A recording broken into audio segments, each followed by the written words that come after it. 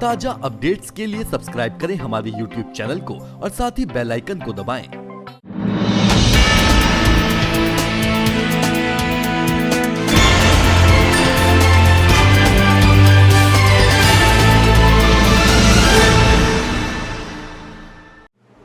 मंत्री रेखा आर्या ने अपने यमुना कॉलोनी देहरादून स्थित आवास पर पशुपालन विभाग के सचिव, निदेशक एवं अन्य अधिकारियों के साथ पशुपालन विभाग द्वारा संचालित केंद्र व राज्य पोषित योजनाओं एवं कार्यकलापों से संबंधित बैठक ली, जिसमें सभी जनपदों के मुख्य पशु चिकित्सा अधिकारियों के साथ वर्चुअल माध्यम से पूर्व में दिए गए निर्देशों की प्रगति की जानकारी ली, जिसमें कई खामियां सामने आई, जिस पर जिम्मेवार लापरवाह अधिकारियों को फटकार लगाई गई और भविष्य में ऐसी लापरवाही की पुनरावृत्ति ना हो, इसके लिए चेतावनी देते हुए कहा कि लापरवाही की पुनरावृत्ति होने पर भविष्य में विभागीय कार्रवाई अमल में लाई जाएगी।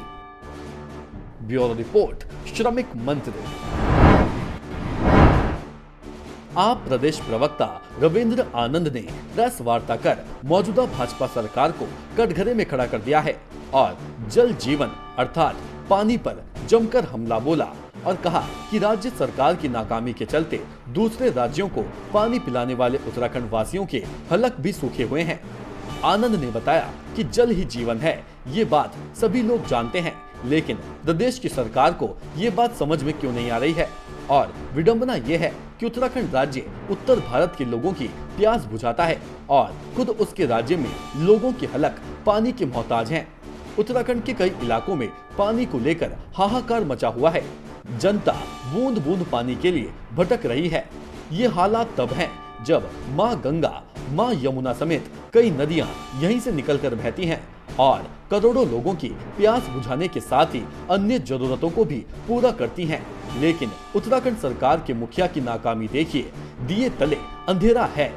एक तरफ सीएम त्रिवेंद्र सिंह रावत कहते हैं 1 रुपए में कनेक्शन मिलेगा, खुद प्रधानमंत्री भी पहाड़ों में महिलाओं को पानी की समस्या को लेकर बीते दिनों कह रहे थे और सीएम की तारीफ पानी को लेकर कर रहे थे, लेकिन यहाँ हालत बद से बदतर नजर आ रहे हैं।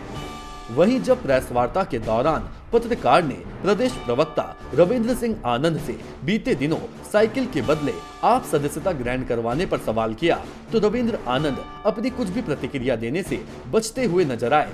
प्रदेश प्रवक्ता की चुप्पी का कारण क्या था, ये तो रविंद्र आनंद ही बेहतर बता सकते हैं, लेकिन आप पार्टी जिस प्रकार से सत्ता तक पहुंचने के लिए शॉर्टकट अपना रही है, इससे तो ये साफ जाहिर होता है कि आप पार्टी पूर्व में ऑक्सीमीटर के बहाने से सत्ता तक पहुंचने का प्रयास कर रही थी। जब पार्टी उसमें सफल नहीं हुई तो बीते दिनों लोगों को फ्री साइकिल बांटती नजर आ रही थी, जो मामला सोशल मीडिया पर वायरल हुआ था और इससे आप पार्टी की जमकर किरकिरी भी हुई। आपसे बता दूं कि जब जनता कोई अपना नेता चुनती है, जनता कोई नेतृत्व चुनती है या कोई सरकार चुनती है, तो जनता को जो बेसिक समस्याएं हैं उनसे निजात चाहिए होता है। और आज की जो बेसिक समस्याएं हैं वो है शिक्षा, स्वास्थ्य, पीने का पानी और बिजली। तो मैं समझता हूं कि आज तक जो सरकारें पिछले 50-50 साल से देश पर जिन्होंने राज किया या जो सरकार पिछले 10-20 साल से देश में राज कर रही है, वो आज तक बेसिक समस्याओं को ही दूर नहीं कर पाई।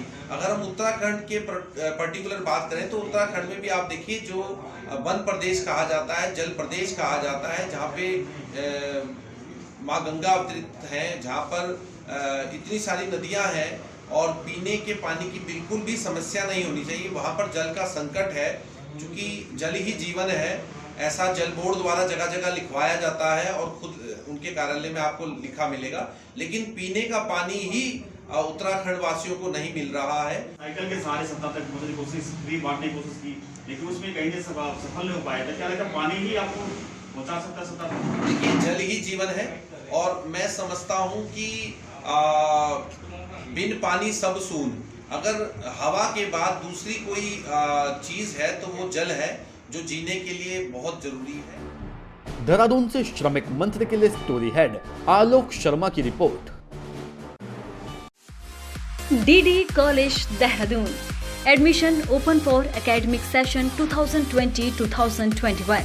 Course available BSc in Computer Science, Agriculture, PCM और CBJET, MSc physics, MSc chemistry, MSc mathematics, BBA, BCom honours, MCom, BA, MA English, MA history, PG diploma and MA in English, B.Ed।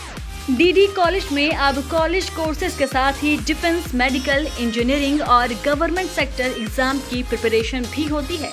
चले DD college की ओर, पाए एक सुनहरा भविष्य।